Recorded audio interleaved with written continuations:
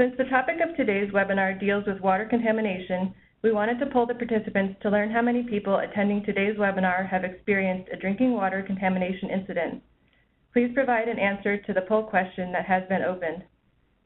Today's speaker is Steve Allgaier, an environmental engineer and team leader with EPA's Water Security Division in the Office of Groundwater and Drinking Water. Steve has been with EPA since 1996, where he has worked on a variety of programs related to drinking water quality and treatment. Steve is currently managing the Water Quality Surveillance and Response System program, which is designed to help water utilities improve their ability to detect and respond to drinking water contamination incidents. So with that, I'll turn it over to you, Steve. All right, thank you very much, Darcy. Let's see what the poll results show. So Emily, if you can close out the poll and post the results, we'll take a look. We're just waiting for a few people to answer. All right, we'll give it a second or two.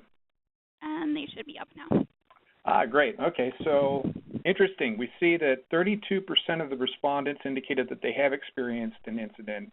I'm sorry, 32 out of 153, which is a significant number, and I'm sure that those who have been involved in an actual water contamination incident can appreciate the importance of preparing for response. And that's what we're going to talk about during today's webinar. But first, I'd like to kick things off with a case study. We'll talk about a contamination incident that occurred in Bergen, Norway. Now, Bergen is a city located in southwest Norway, pretty close to the coast, a decent-sized, medium-sized city. And the incident was discovered in late October of 2004 when there was an increase in laboratory-confirmed cases of giardiasis. Now, Giardia is not endemic in Norway, so an investigation was launched to figure out what was going on and where the Giardia cases were coming from. And in a proactive effort, the investigation launched included people from the municipal health authorities, the local food safety authority, and the water and sewage authorities, sort of covering all bases to see where this contamination incident might have originated. And one of the actions taken early in the investigation was to map out cases of giardiasis on the distribution system map. And this is a classic epidemiological technique that harkens back to the days of John Snow when he developed his ghost map to figure out what was going on in the London cholera outbreak of 1854. So this mapping did show some correlations and resulted in follow-up sampling of the water and analysis for Giardia. And Giardia cysts were found both in the raw and treated samples.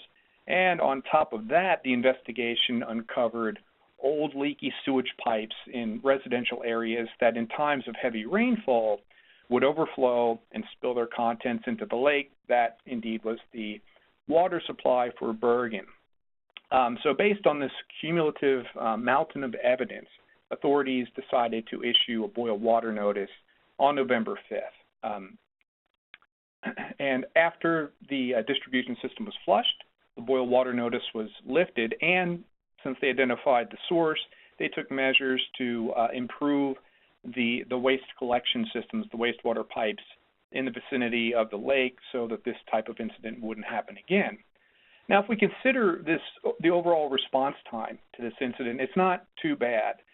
Less than a week elapsed between the time the incident was discovered through the confirmed cases of giardiasis and the time when the boil water notice was issued. But reflecting on this, we asked the question, could we have, or could they have detected this earlier and maybe responded more quickly?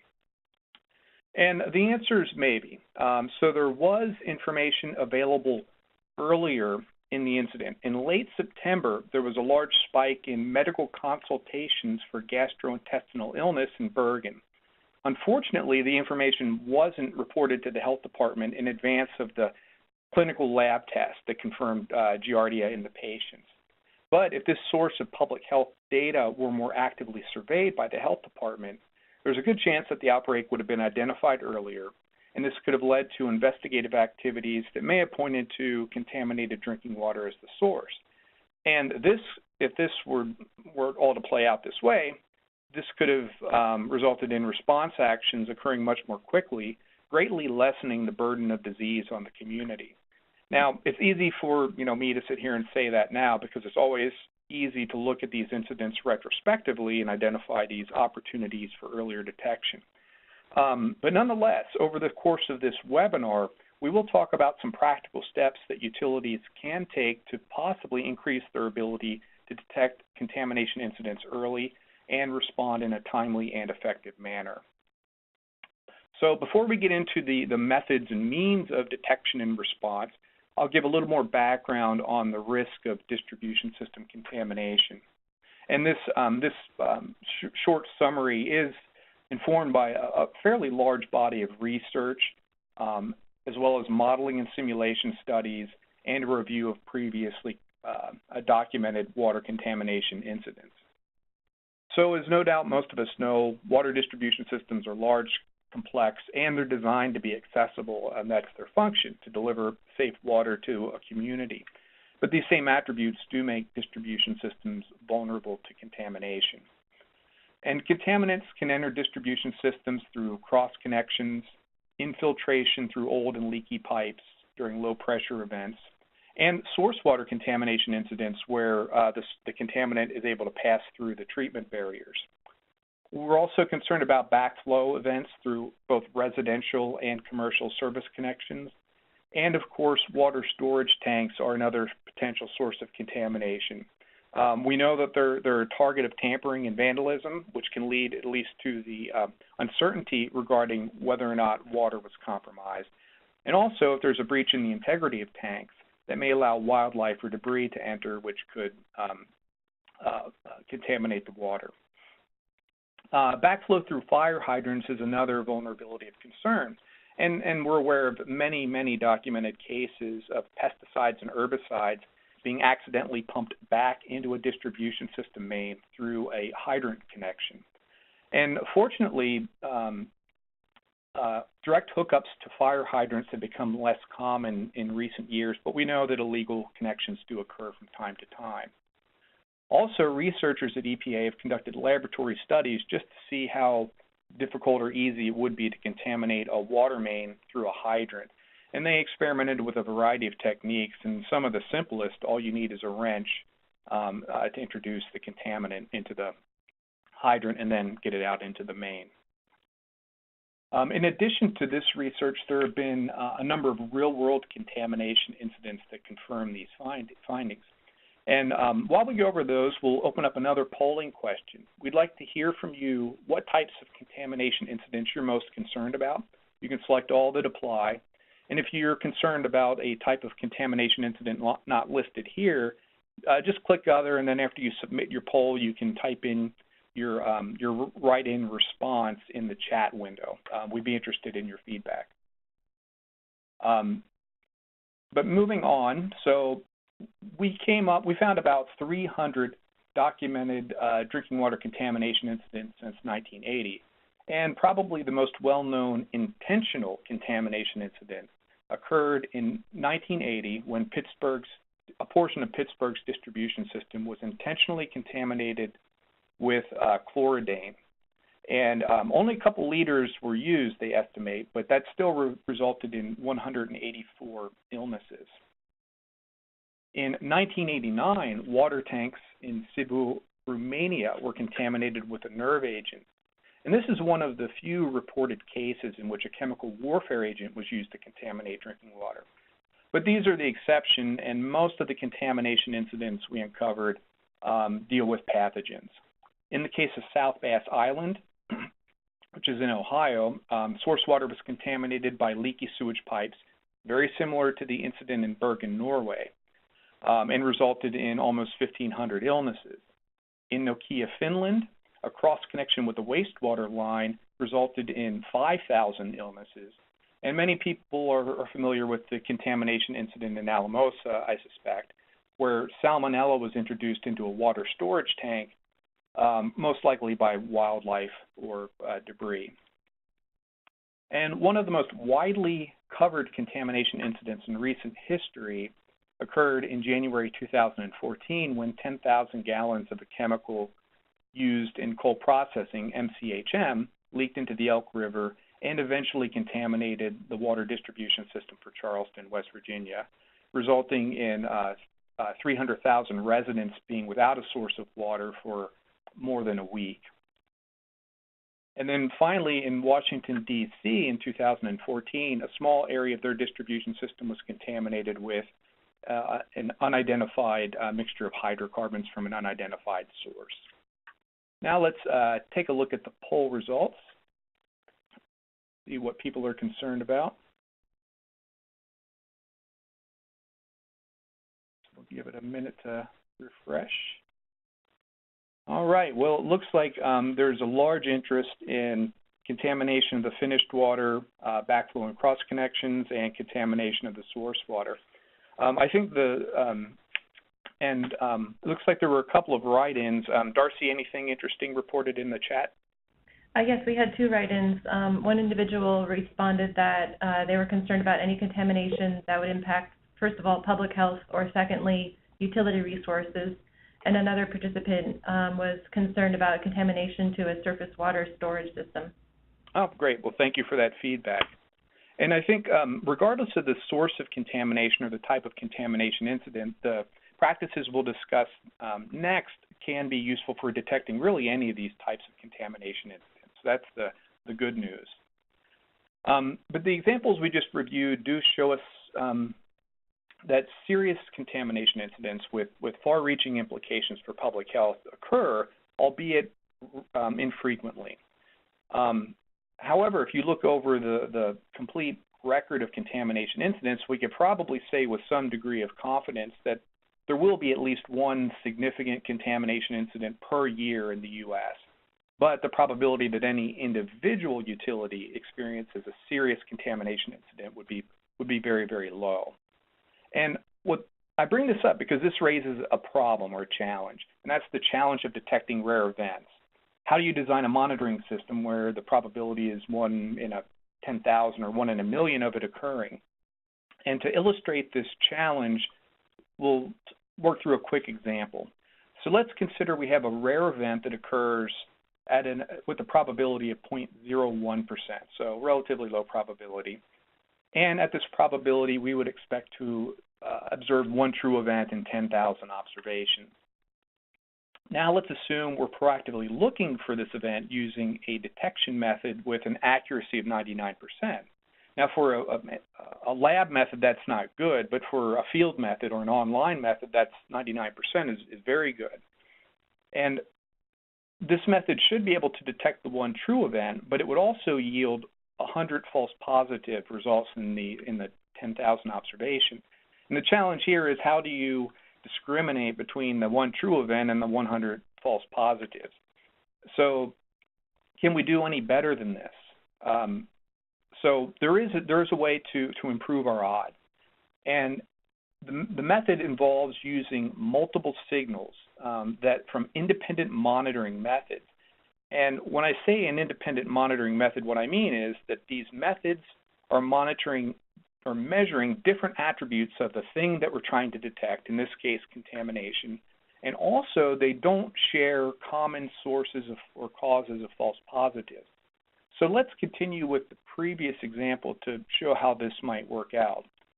So again, we'll assume we have a rare event that occurs once in 10,000 observations. And for the sake of simplicity, we'll assume that the independent methods we're using to monitor for this rare event are all 99% accurate.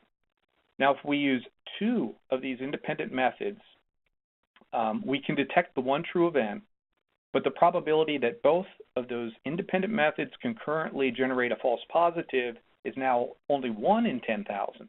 So now we're doing a lot better. We have parity between the detection rate and the false alarm rate.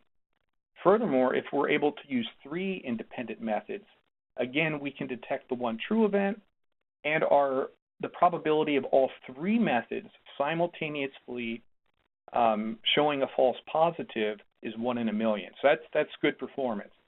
In short, what that means is if you have that kind of a system with 3 independent methods, and all 3 of those methods generate a signal, it's very, very likely that you have a real event going on in the system that requires response. And so, in short, this is the power of multiple signals that we used to design the system that I'll talk about next.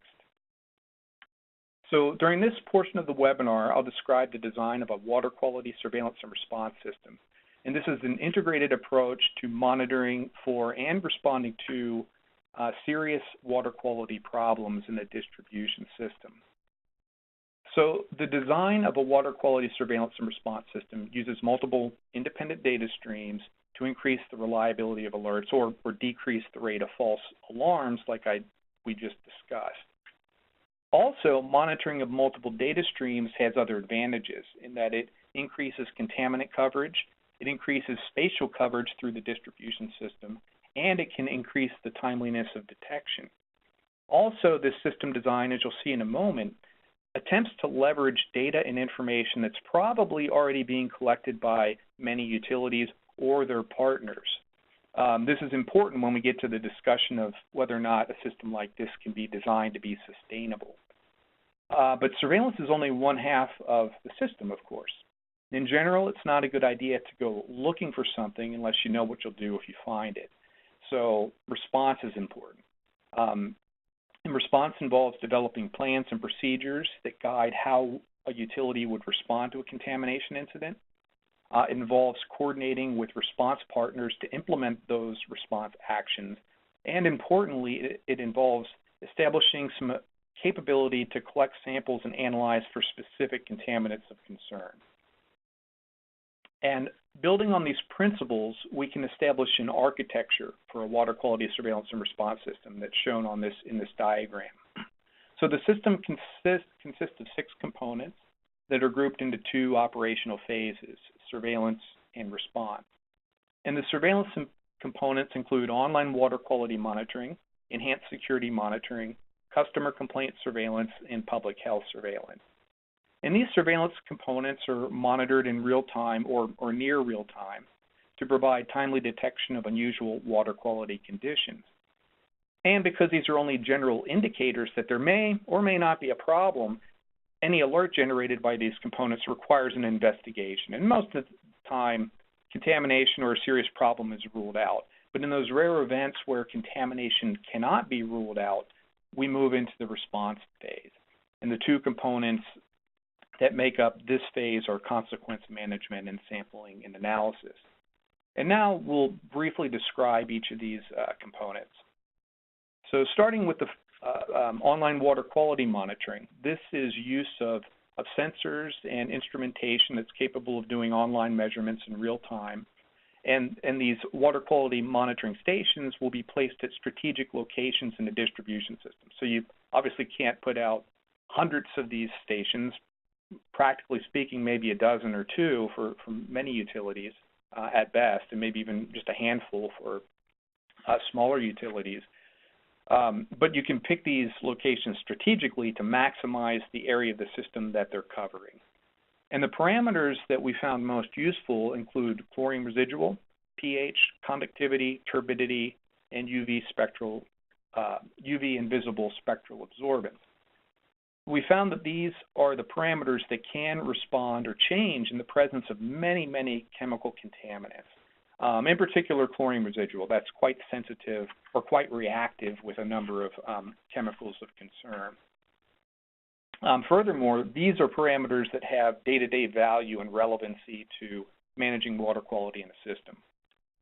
The second surveillance component is enhanced security monitoring, and this involves deployment of equipment such as intrusion detection systems and video surveillance systems at key distribution system facilities like tanks and reservoirs and pump stations that are determined to be at risk of contamination or might even be targets for intentional contamination or criminal activities.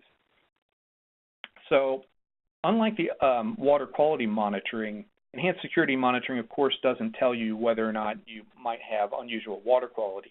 What it tells you is when you have a breach at a facility that is potentially at risk of contamination. And the useful thing about this component is through remote assessments using video surveillance systems, you may be able to determine whether or not an intrusion poses a risk to utility facilities or to water quality and potentially public health, and maybe intervene in time to prevent the criminal activity from occurring at all.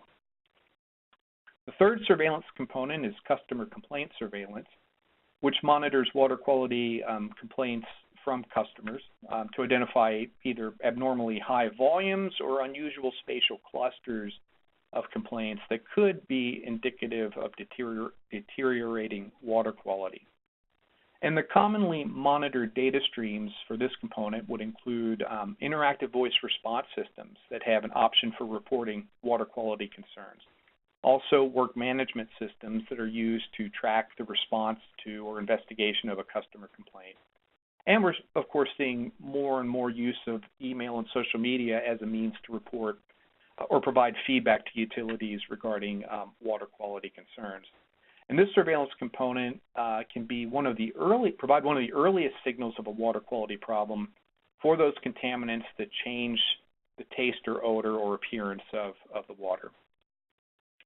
The fourth surveillance component is public health surveillance, which monitors public health data streams to identify disease clusters that may or may not be related to contaminated water. In most cases, there won't be any relationship between a disease cluster and contaminated water, but if contaminated water can't be ruled out, this can be a useful early warning signal that there could be a water contamination incident. Now, unlike the three previous surveillance components, public health surveillance is monitored by the local public health partners. The utilities don't really have access to this data stream. But by partnering with public health, you can work with them to maybe leverage these ongoing surveillance activities to look for possible water quality problems. And we see that the most commonly monitored public health data stream is emergency department data, which captures things like chief complaints or reported symptoms and analyzes that data for unusual trends. And other data streams we've seen monitored include 911 calls, emergency medical service runs, calls to poison control centers, school absenteeism, and OTC or over-the-counter sales of medications. And this component can be a very reliable indicator of contaminants that produce symptoms in exposed individuals, so those that have significance to public health. Now, moving into the response phase of the system, we'll start with sampling and analysis. As the name would imply, this involves collection and analysis of water samples, but it's done in a targeted manner and typically done in response to a validated indicator that you may have a problem, you may have contamination. And these indicators could come from the four surveillance components that we just covered. But the point is, this is a very targeted deployment of sampling and analysis. And planning for building up these capabilities involves identifying contaminants of concern, because that's going to inform what you might want to sample for and what you might want to analyze for in a laboratory. And the capabilities that need to be developed include the ability to conduct field testing, at least for basic water quality parameters, and collect samples for laboratory analysis. Then identifying laboratory capability and capacity to analyze for the contaminants of concern. And finally, if you do have a contamination incident, sampling and analysis will be essential for characterizing the extent of contamination. And this is the most useful and definitive component for confirming or ruling out a contamination incident, and is also the way that you can identify a contaminant, the specific identity of a contaminant, and determine its concentration. And finally, the other response component is consequence management. And this involves developing plans and procedures for responding to possible drinking water contamination incidents, and working with local and state response partners like law enforcement and health departments and emergency management agencies. And the primary functions of consequence management include establishing the credibility of possible contamination through investigation activities, minimizing public health and economic consequences through response actions, and then finally guiding and transitioning to the remediation and recovery effort. And during the response stage of an incident, information from all the components, as well as sampling and analysis, will be used by consequence management and the incident command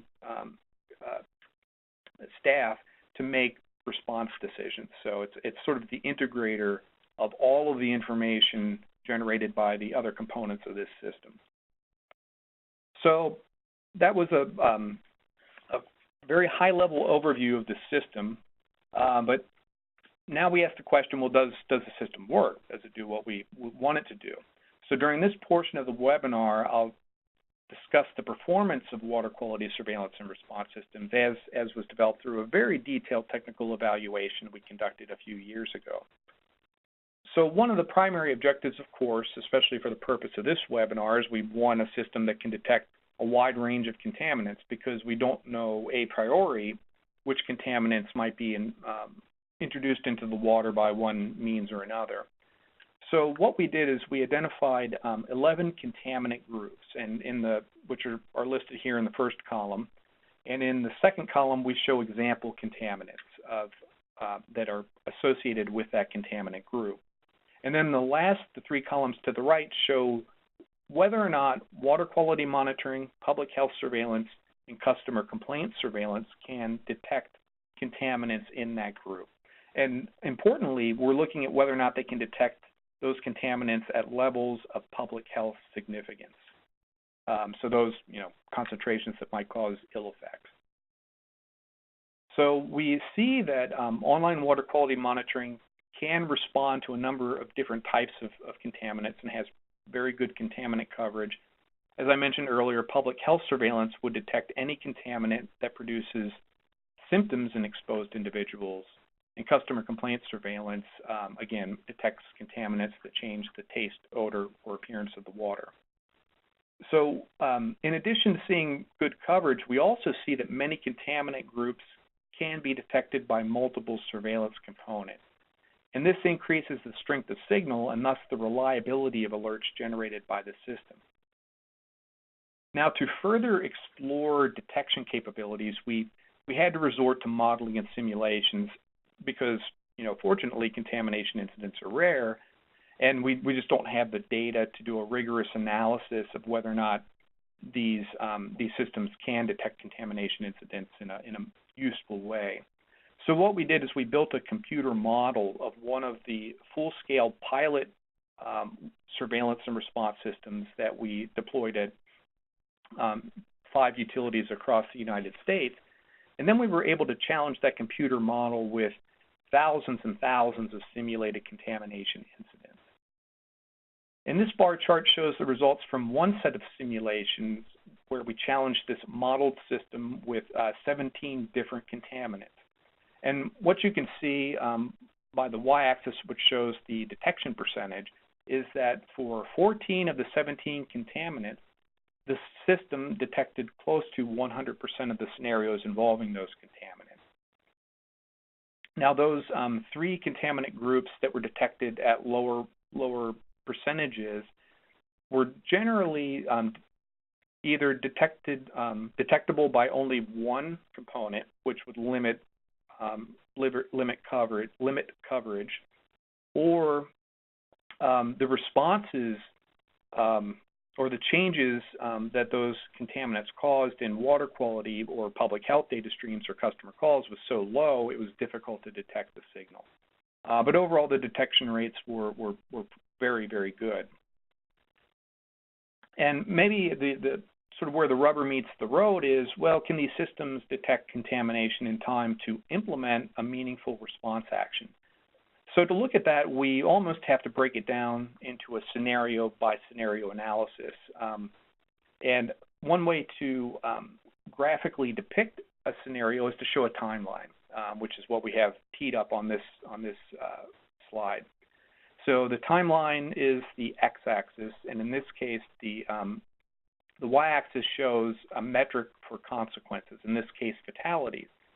And we see that under this scenario that involves introduction of a toxic chemical, which also happens to impart a taste and odor to the water, without early warning and response, we ramp up consequences over time and rise to about 150 fatalities if the scenario were allowed to fully run its course without any intervention. And just a note, while not shown, illnesses would be about an order of magnitude higher than the fatalities. But if we have surveillance in place, With a contaminant like this, which has a taste and odor, you could detect it very early through customer feedback. And under this simulation, we had a customer complaint surveillance alert generated 10 minutes into the scenario. And through a well-honed investigation procedure, the utility was able, again under the simulation, to implement an operational change 47 minutes into the scenario, which would limit the spread of the contaminant further into the system.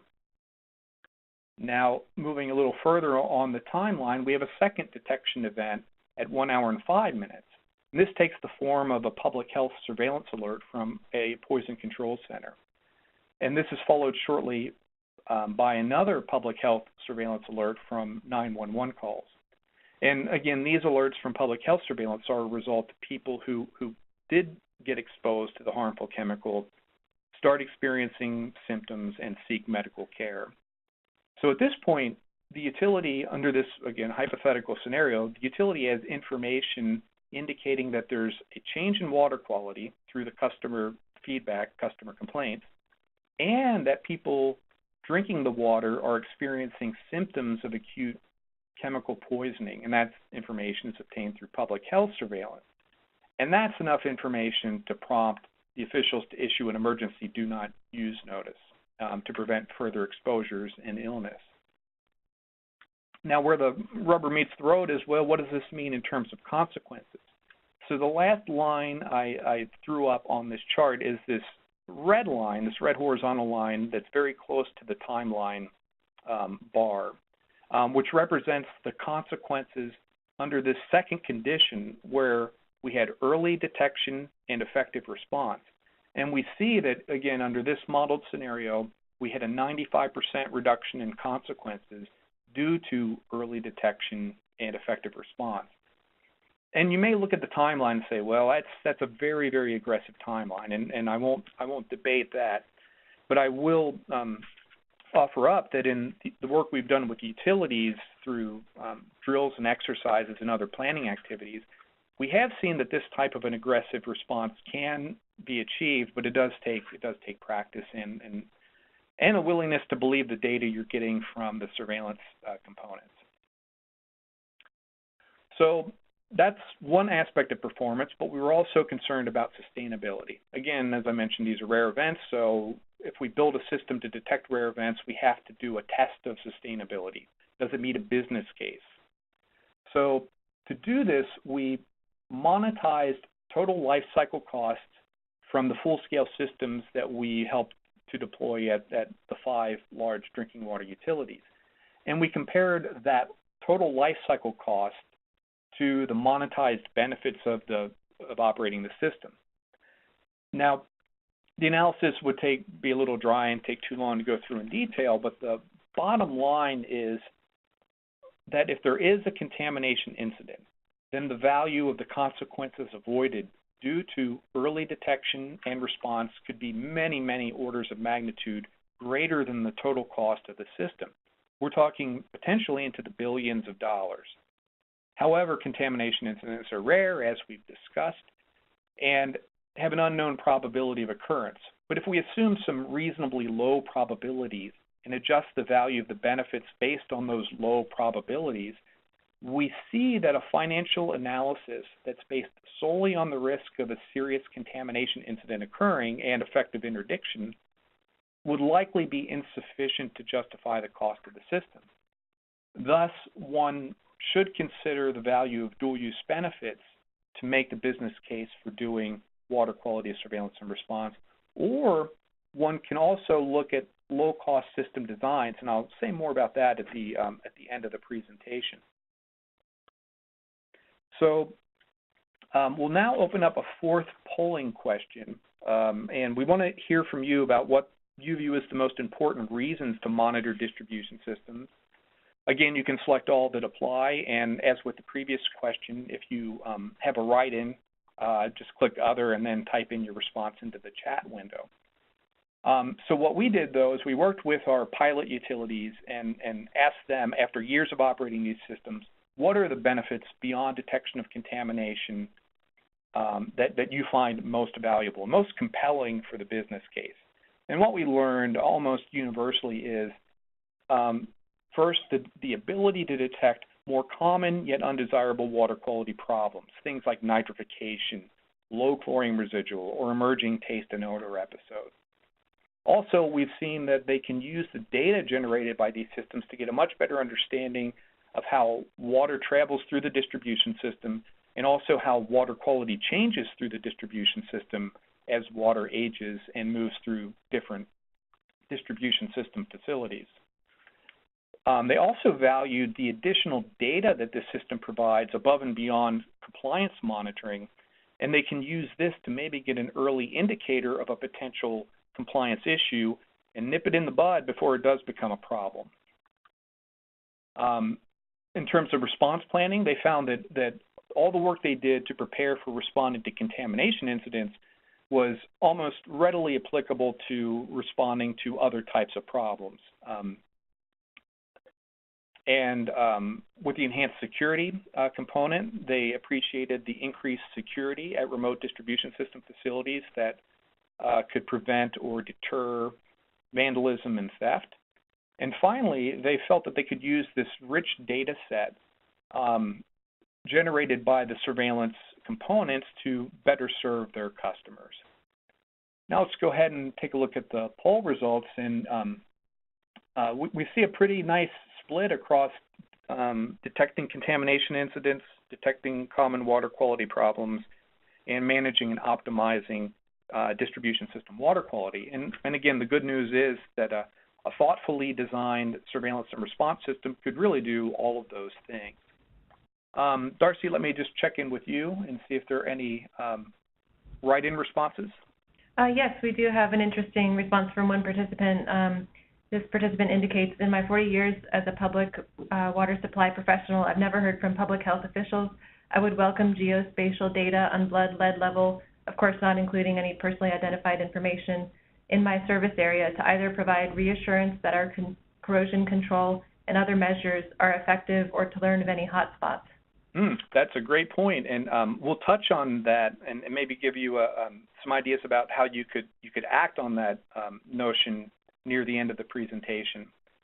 But the takeaway from this, your feedback as well as the feedback from our pilots, is that we really do need to strengthen the business case by designing these systems to improve day-to-day utility operations and get more information that helps utility and drinking water professionals ensure that they're delivering a safe product to their customers. So as we move into the final section of today's webinar, I'll talk about where you can go to find some additional resources related to water quality surveillance and response systems. So this screenshot is the homepage of our website. And from here, you can access all of the resources that our program has developed over the years to support water quality surveillance and response. And we have the site divided into 3 areas: learn, design, and implement. And if you click learn, under learn, you can access fact sheets and primers and case studies. And if you click on the link for primers under learn, that'll take you to an introductory page. So if this is still kind of new to you, this might be a good place to go. We have videos that describe the design of both the whole system as well as each of the 6 individual components. Also from this page, you can click on the link for case studies to see how other utilities have implemented water quality surveillance and response systems. Under design, which is we may retitle assess in the future, you'll eventually be able to access what we're calling a capabilities assessment tool. And this is an online or a web-based tool, not really online, that presents users with a series of questions, a short series of questions, to gauge their existing capabilities for each of the surveillance and response components. The tool would then compare those existing capabilities to a target capability and generate a report with custom recommendations based on what you told the tool you had in place already. And we have a beta version of this tool done that we're currently testing, and we plan to release this tool sometime later this year. And then finally, the richest source of information is under the 3rd website area, implement. And from here, you can access a wide variety of guidance documents and tools that can help you implement components of a water quality surveillance and response system. And as you'll note from the bullets in the main area of the page, our guidance is organized by each of the 6 components for a surveillance and response system. And I'd like to conclude this presentation with some practical recommendations for improving distribution system surveillance and response capabilities. One of the first things we'd encourage interested people to do is conduct a risk assessment for contamination threats. And we would encourage you to think about intentional, natural, and accidental sources of contamination in both a distribution system and source water. And there are a number of great tools and resources that can help you do this kind of assessment. Also, customer water quality complaints can be an excellent entry point for a system because most utilities with retail customers do get customer water quality complaints from time to time. And by simply using this data and analyzing this data either periodically or preferably in real time and establishing thresholds based on statistical occurrence of water quality calls, you can get, again, a ready-made surveillance component. One of the comments we received during the write-in was about public health partners and the value of working with them to ensure a safe water supply. And we would encourage water utilities to reach out to their local, meaning like city and county health partners, to see what kind of indicators of public health they're already monitoring that might be able to be leveraged for your utility's specific water quality and public health goals. If you do have some resources, you may be able to install some online chlorine residual monitors at select utility facilities and generate some baseline data and then establishing alerting thresholds for chlorine residual at those locations. And this is a very valuable parameter to monitor not only from routine water quality perspective, water quality management perspective, but also chlorine is maybe one of the most useful indicators of a contamination incident. Many chemicals, again, will wipe out the residual completely, telling you have a problem. If you don't have laboratory support for all of the contaminants you're concerned about, you can build those capabilities through partnerships and contracts rather than investing a lot in building in-house capabilities. And of course, we would encourage all utilities to do at least some basic response planning to sketch out or plan out what they would do under different contamination scenarios and exercise those procedures to make sure that they're actually going to play out as you think they will in a real situation. And so that's the conclusion of the presentation. We'll now transition to the Q&A session of the webinar. Again, if you have any questions, please type them into the chat box. And while we have the Q&A session going on, we'll also open the final poll question. And here we'd like you to tell us which tools and products would be most useful to help utilities improve their ability to monitor water quality and respond to incidents. And again, you could select as many as you like. And we also have the write-in option if you have an idea that's not listed here. So with that, Darcy, I'd like to turn it over to you to facilitate the Q&A session. Sure. Yeah, so far we've only received one question, actually. And the question is, in your expert opinion, would you say that accidental contamination is more likely or plausible than an intentional contamination? Yeah, most definitely. In the work we've done, there have been only a handful of documented intentional contamination incidents, but many, many dozens and even hundreds of accidental contamination incidents. So that's the most likely source.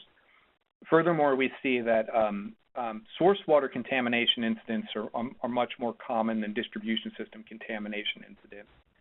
So if there's a risk that a source water contamination incident could break through your treatment barriers, then of course it becomes a distribution system contamination incident and a possible public health concern. Steve, we do have another sort of question/comment that has come in. And the participant indicates that it is understood in the industry that public health and customer complaints are important components of surveillance. We also recognize that it takes time to characterize a contamination event due to practical sampling and analysis limitations. However, the public understandably tends to expect answers immediately with zero aesthetic or public health impacts. How would you recommend effectively communicating these concepts to our customers? Yeah, that's a big challenge, and unfortunately, there's no simple solution and simple answer. There is some good guidance available that can help maybe formulate a response to public concerns. And we know the public's not concerned even just about these rare, unusual contamination incidents. Whatever gets into the media, whether it's PFOA and PFOS or lead or other emerging contaminants of concern, that will raise, maybe the level of public concern regarding the safety of their water. So on our website under consequence management, there is a risk communication guidance document which talks about message mapping as a technique for dealing with a concerned public during a crisis situation. Also, the Centers for Disease Control and Prevention has a risk communication tool that I think is available in the drinking water area of their website that also has some very good guidance on communicating with the public about water quality and safety. Aside from that, in the few projects we've worked with utilities on this issue around is one of the most important things is to be upfront and transparent with the public to let them know what you know and let them know what you don't know. And it's also the other thing we've learned is it's very difficult to communicate relative risk to the public. And again, I don't think there is a ready-made solution to that problem. I think it's something we'll continue to work on for the foreseeable future. So we have a few other questions, Steve, or I guess sort of suggestions. One participant is looking for information about how to address suspected hoaxes, provide prudent responses, and this participant is interested in what others might have done.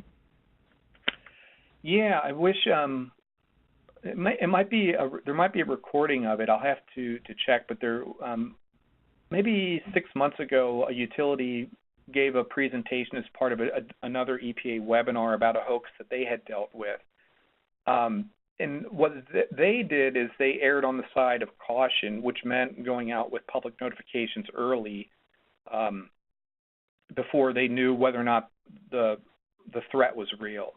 So that is certainly one strategy, and from a public health protection perspective might be an appropriate strategy. But we do have to balance that with the cost of issuing a public notification, not only to the utility but to the public. Asking them to use bottled water or boil their water or otherwise change their lifestyle does carry a cost with it. So what we end up recommending in our guidance is a systematic evaluation of the credibility of a threat, and also an evaluation of the potential impacts of that threat should it turn out to be real. And by considering both the credibility and the impact together, that can at least give you a framework in which to make these decisions about whether or not this threat that's unvalidated warrants a response or just further investigation and collection of information to determine whether or not it's real. And that's guidance that we will be coming out with later this year that presents that framework. Okay, this question is, I think, relevant to the OWQM component. The question is, does UV-Vis require baseline monitoring to use it as a tool? Yes, it does. But it's the way a lot of these UV visible spectral instruments are packaged is they end up synthesizing information across multiple wavelengths and giving you a smaller number of signals, if you will, a more manageable packet of information. So you will have to baseline it to see what typical absorbance levels are, or the derivative value, or the value of derivative parameters that come from those spectral measurements. And once you have a baseline, of at least maybe a couple of months, you should be able then to use that measurement technique to proactively look for anomalies.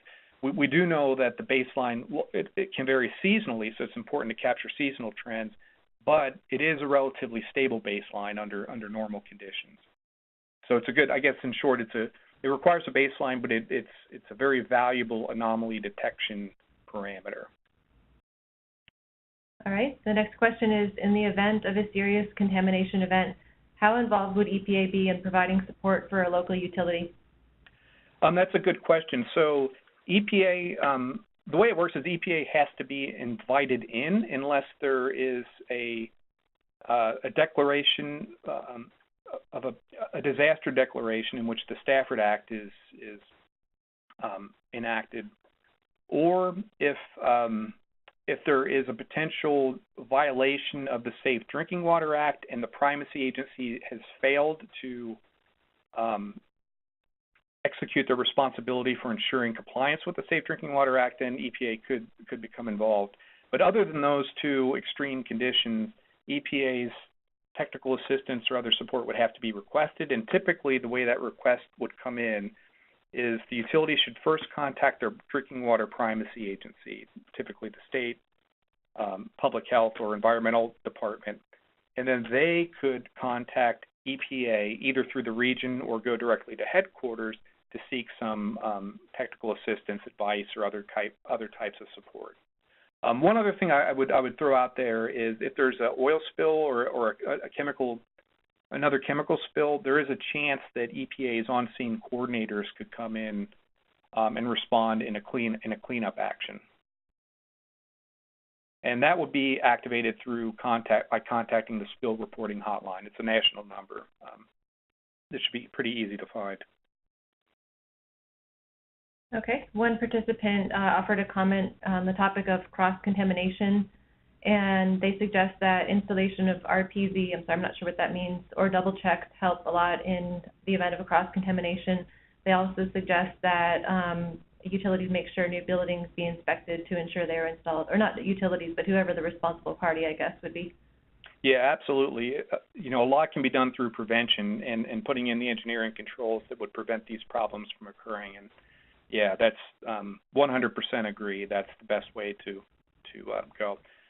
There was an incident recently where a cross-connection control device did fail that resulted in a backflow of a chemical into the water distribution system. So just be aware that that's a possibility, although, again, a very rare event, and one that is avoidable if inspections are done to make sure that equipment is functioning properly, that backflow prevention equipment. I think that was the extent of the questions. However, we did have one write-in response for the final poll question, and that was that the participant offers that small systems need tools geared just for them, training and assistance with VA and ERP that is designed for large systems are often not usable or practical for smaller systems. That's great feedback, and again, thanks everyone for responding to this last poll question. We do take this information we use this information to inform our planning and to decide which kinds of projects we're going to pursue. So again, we appreciate your willingness to share your ideas with us.